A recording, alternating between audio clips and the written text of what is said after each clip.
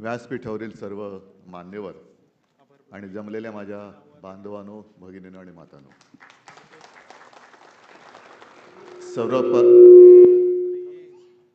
सर्वप्रथम गुरुपौर्णिमेच्या आपल्याला सर्वांना शुभेच्छा।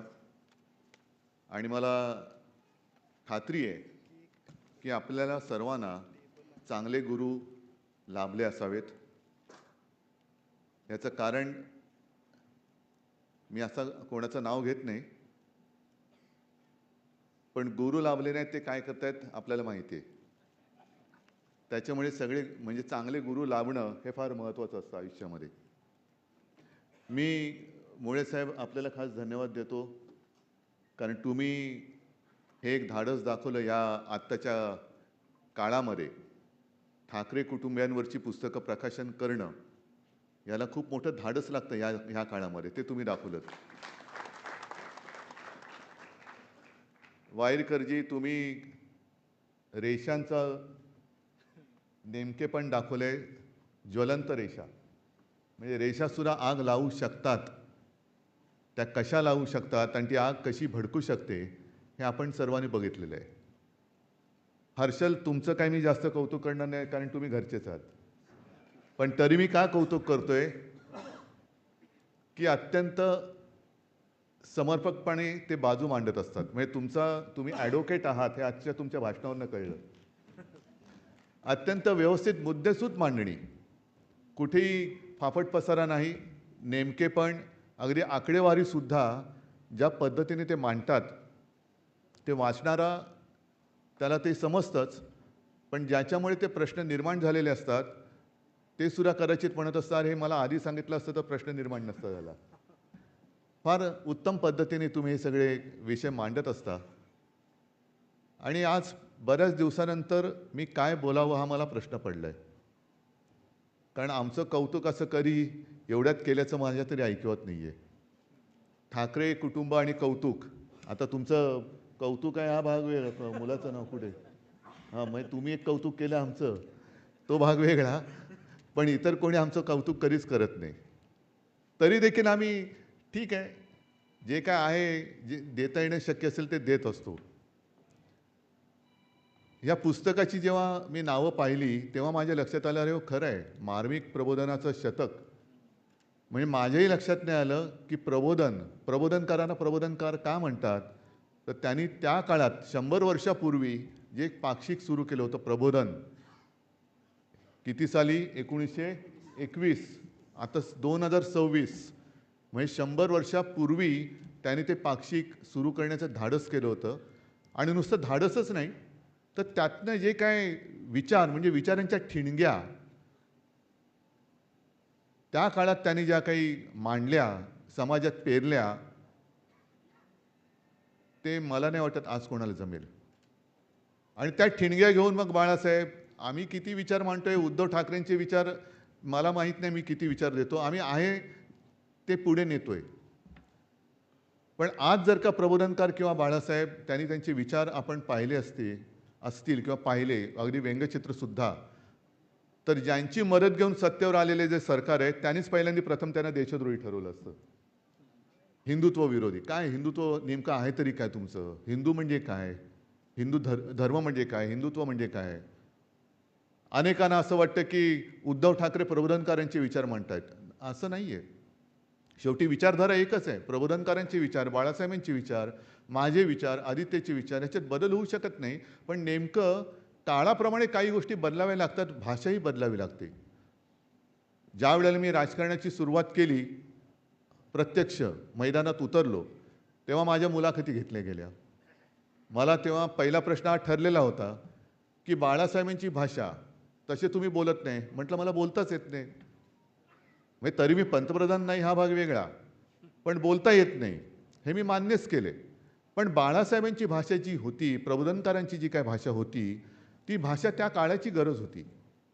आणि मग मी त्यांना उदाहरण दिलं, जसं एखादा शिल्पकार असतो, तो दगड घेतो आणि त्याला छिन्नी हातोड्यानी घण घालून किंवा टाके मारून त्याची सुंदर मूर्ती घडवतो।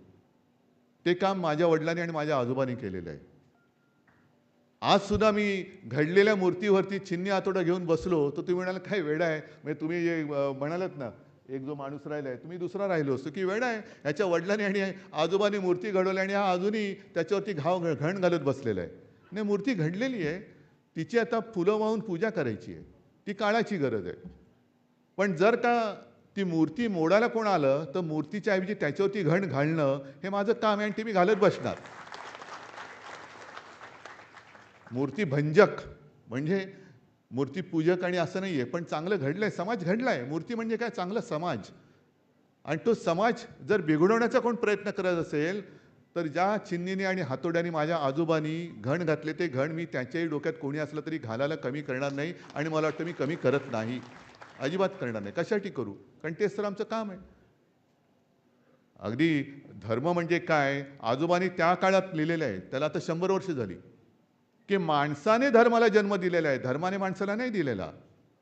त्याच्यामुळे धर्माने माणसाच्या आयुष्यात लुडबुड करण्याचा अधिकार धर्माला नाही. माणूस आहे, त्याला कालानुरूप धर्मात जर काही सुधारणा करायची गरज असेल तर तो करण्याचा अधिकार माणसाचा आहे. धर्माने माणूस घडवता किंवा बिघडवता कामा नाही. आज सत्तेच चाललेलं आहे. माणूस घडवला जातोय का बिघडवला जातोय हाच विचार कोणी करत नाहीये.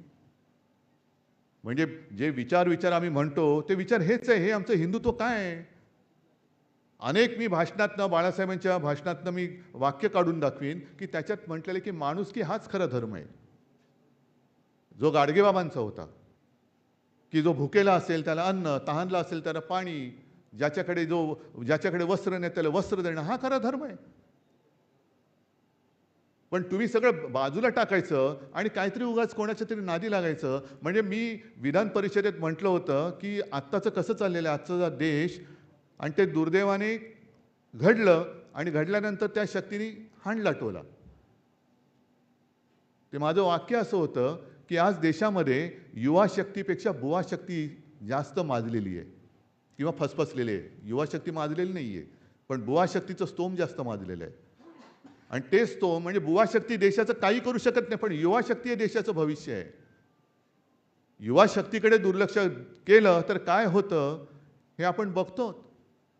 आणि मला अभिमान आहे त्या युवांचा, सगळ्या युवकांचा अभिमान आहे की आम्हाला असं वाटत होतं की अरे झालं संपलं, आता लोकशाहीने मान टाकली. पण युवांनी दाखवून दिलं लोकशाहीने मान नाही टाकली, लोकशाहीने काट टाकलेली आहे, की पुन्हा ताजीतवानी झालेली आहे. आणि हेच तर या देशाचं महत्त्व आहे. हे सगळे गुरु किंवा समाजसुधारक का लागतात, की संस्कार जे आहेत ते पिढ्यानपिढ्या आतमधून पुढे जात असतात. आतमधून म्हणजे मला आता आणखीन हाही एक प्रश्न विचारला, मला वाटतं परवा संजय राऊत यांनी विचारला होता मुलाखतीत, की सगळेजण त्या कॉक्रोच जनता पार्टीच्या निमित्ताने एकत्र झाले, संपूर्ण देशामध्ये सगळे उभे राहिले. याचा अर्थ राजकीय पक्षांवरचा किंवा नेत्यांवरचा विश्वास उडाला का? मी म्हटलं हो उडाला. पण का उडाला? या देशात नेमका विश्वास ठेवायचा तरी कोणावर? कारण मध्ये एक मी तो जोक ऐकला होता की शिवसेना काय म्हणते, मशालीला मत द्या, मत आम्हाला मिळेल. मशालीवर शिक्का मारा, बटन दाबा, मत आम्हाला मिळेल. काँग्रेस काय म्हणतं, हातासमोरचं बटन दाबा, मत आम्हाला मिळेल. पवारसाहेब काय म्हणतात, तुतारीवरचं बटन दाबा, मत आम्हाला मिळते. आणि भाजपवाले म्हणतात बटन कोणाचंही दाबा, मत आम्हालाच मिळतं. अशा परिस्थितीत विश्वास ठेवायचा कोणावर आणि न्याय मागणार कोणाकडे? कारण ज्यांच्याकडे न्याय मागायला जावं ते 4-4 वर्ष आम्ही लटकतोय. आता उद्या परत तारीख आहे. आता उद्या 30, आज काय किती 29, उद्या 30. मी देवाकडे प्रार्थना करतो की 29 जुलै तारीख न मिळो, म्हणजे पुन्हा 1 वर्ष पुढे गेलं. म्हणजे इकडे लोकशाहीचा मुडदा पाडला जातोय, संविधान पायदळी तुडवलं जातंय, तरी कोणाला काही पडलेलं नाही. बेफिकीरपणाने राज्य करतायत. देशातल्या युवकांना झुरळ म्हणून समोरलं जातंय. विश्वास ठेवायचा तरी कोणावर आणि कशासाठी ठेवायचा? आणि मग जर का कोणी संतापून रस्त्यावरती आला न्याय हक्कासाठी, जर त्यांनी दगड हातात घेतला तर तुम्ही त्याला अतिरेकी म्हणणार? आपल्याच देशामध्ये रितसर मार्गाने जर न्याय मिळत नसेल, आणि जे बाळासाहेबांचं वाक्य आहे की जर न्याय मागून मिळत नसेल तर बेधडक कानाखाली वाजून न्याय मिळवा, तेच युवकांनी केलं. का वेळ का आणलीत त्यांच्यावरती? झुरळ म्हणून तुम्ही ज्या देशामध्ये झुरळ म्हणून त्यांची एखाद्या युवकांची संभावना होते ते पेटून नाही उठणार. आणि मग मला हे सगळं आपण जे वाचत असतो कुठेतरी मनामध्ये राहत असतं. पु ल देशपांड्यांचं एक वाक्य आहे की कोणीतरी असं म्हणाले की तुमच्या युवकांच्या तोंडी गाणी काय ती सांगा, त्याच्यावरनं मी देशाचं भविष्य काय ते सांगतो. आज जर बघितलं तर देशाचे युवक काय म्हणतायत, आझादी हम लेके रहेंगे, आझादी. आझादी काय, आपण स्वतंत्रच आहोत. मग तुम्ही म्हणाल आझादी कसली, पण पुढचं जे भूकमारी से आझादी, बेकारीपासून आझादी, अमुकपासून आझादी. कारण जे स्वातंत्र्य मिळाले ते स्वातंत्र्य, हे स्वातंत्र्य अपेक्षित नव्हतं कोणाला. देश स्वतंत्र झाला, पण आमच्या स्वप्नातलं स्वातंत्र्य अजून मिळालं नाही. आमची स्वप्न शेवटी आम्हालाच हातामध्ये दिवा आणि काठी घेऊन पुढे जायचं असेल तर सत्ताधारी म्हणून तुमची काय गरज आहे, उतरा खाली, आम्ही बसतो तिकडे. आम्हाला अपेक्षित असलेले स्वातंत्र्य नाहीये. आणि ज्यांना झुरळ म्हणून यांची संभावना केली गेली, मी हे गेल्या काही दिवसात बोललोय, कदाचित ते रिपीट होईल. पण हेच वय आहे ज्याला आज आपण जेनझी म्हणतो. किती, मला वाटतं 13-14 वयापासून 27-28 वयापर्यंत जेनझी. मग हेच वय होतं ना. 17व्या वर्षी शिवाजी महाराजांनी तोरणा जिंकला. जेनझीच त्याच काळात होते ना ते. ज्ञानेश्वरांनी सुद्धा ज्ञानेश्वरी लिहिली, काय वय होतं.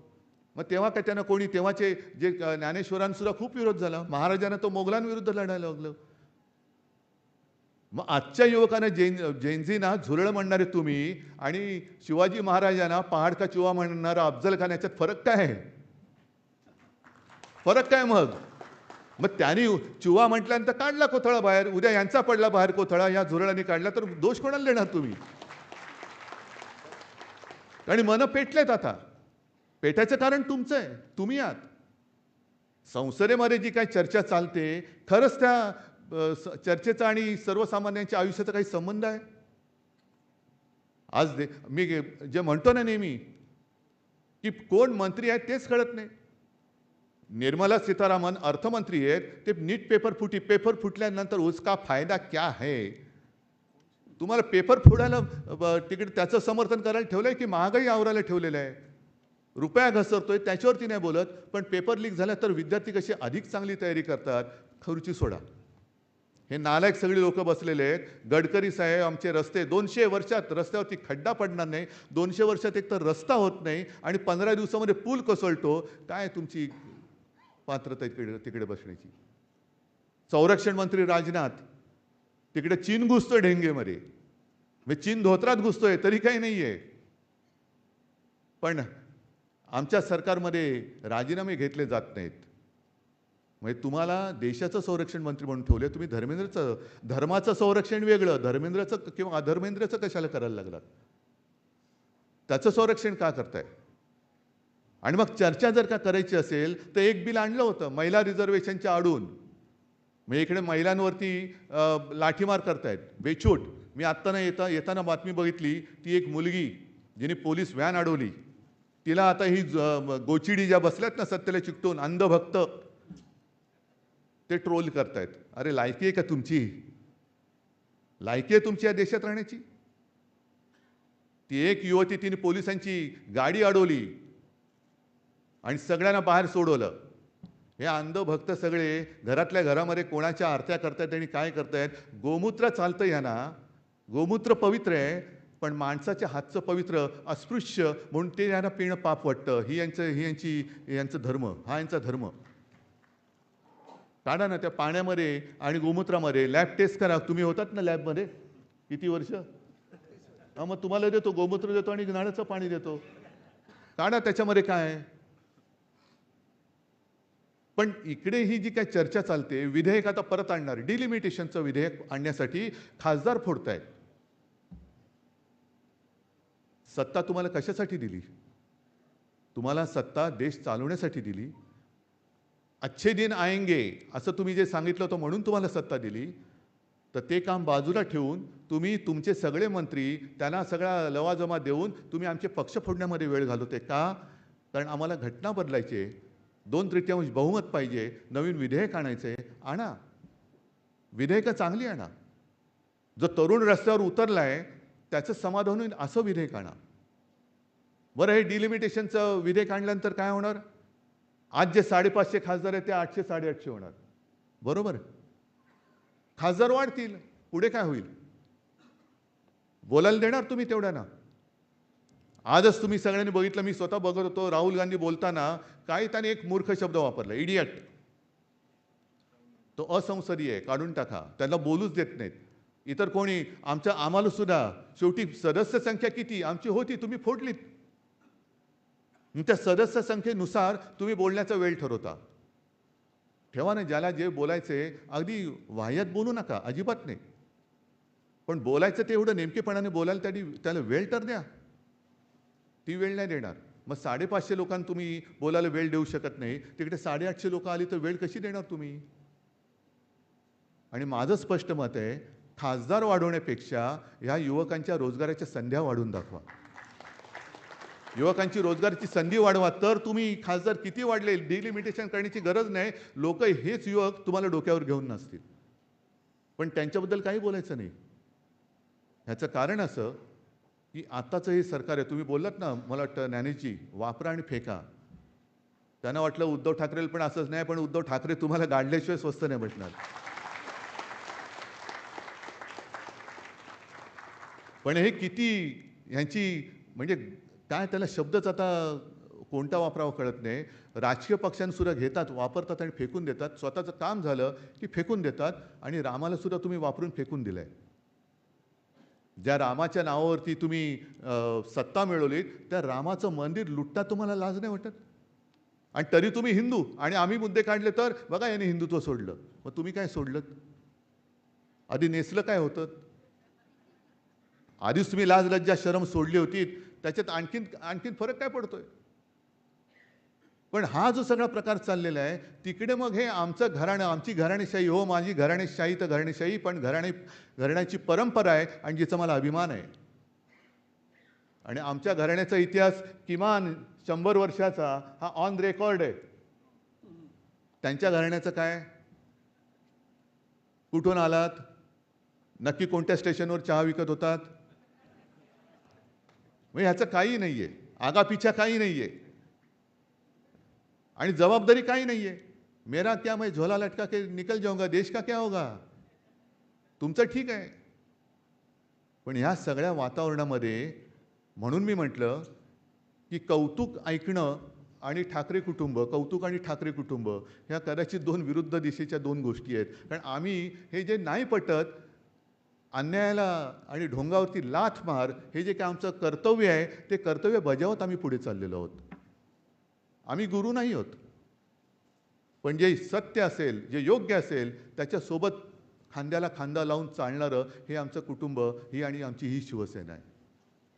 आणि म्हणून हर्षल, तुम्हाला मी खास धन्यवाद देतो, कारण हे सगळं संकलन करणं हे खूप मोठं काम तुम्ही केलेलं आहे. वाईरकरजी, तुम्हाला सुद्धा धन्यवाद देतो, कारण तुम्ही त्यावेळेला बाळासाहेबांचं काय झालं, एक सरत्या काळामध्ये बाळासाहेबांची एक खंत होती की अरे माझं व्यंगचित्रकार म्हणून ओळख, आणि त्यातून ते फटकारे पुस्तक जन्माला आलं. पुस्तकाचं नाव काय ठेवायचं, तर बाळासाहेबांनी सांगितलं फटकारे. पण ते फटकारे म्हणजे कसं, नुसतं रक्तबंबाळ करणारे नाही. म्हणजे ह्याच्यात सुद्धा परत मी माझ्या आजोबांचं सांगतो की आता हे सत्ताधारी आणि विरोधी पक्ष, आपल्या देशात काय झालेलं आहे, सत्ताधारी आहे तो जनतेचा विरोधी पक्ष असतो, आणि विरोधी पक्ष आहे तो जनतेसाठी सत्ताधारी पक्ष असतो, कारण तो त्याची बाजू घेऊन लढत असतो. आम्ही सत्तेत असलो काय आणि नसलो काय, आम्ही आपल्या जनतेसोबतच असणार, जनतेसोबतच असणार नेहमी. पण आजोबाजी सांगायचे की जरूर टीका करायला पाहिजे, जे पटत नाही. म्हणजे आजोबांनी सुद्धा अगदी छत्रपती शाहू महाराज आणि माझे आजोबा यांचं चांगलं सख्य होतं, म्हणजे खूप चांगले संबंध होते. पण जे त्यांना आजोबांना पटलं नाही, तेव्हा त्यांना सुद्धा त्यांनी सांगितले की हे योग्य नाही. म्हणजे त्यांनी त्यांच्या भाषेत त्यांच्यावरही टीका केली होती. पण टीका केल्यानंतरही दोघांचे संबंध चांगले राहिले होते. हे वैशिष्ट्य होतं, याला माणुसकी म्हणतात. की अरे ठीक आहे, हे माझं चुकलंय, चूक दाखवतो तो खरा मित्र असतो. की हे तू चुकतोयस, हे करू नकोस, आम्ही सांगायचा प्रयत्न केला, पण ते आपले त्यांना गडकरी साहेब मंत्री म्हटल्यानंतर खड्ड्याशिवाय दुसरं काय त्यांच्या नशिबी येणार भाजपच्या, आम्ही काय करू शकतो त्याला. पण टीका ही अशी असली पाहिजे की ज्याच्यावर टीका करतोय त्याला कळलं पाहिजे की अरे हे नाही, खरंच माझं चुकलंय. नुसतं रक्तबंबाळ करणं म्हणजे टीकाकार नाही आहे.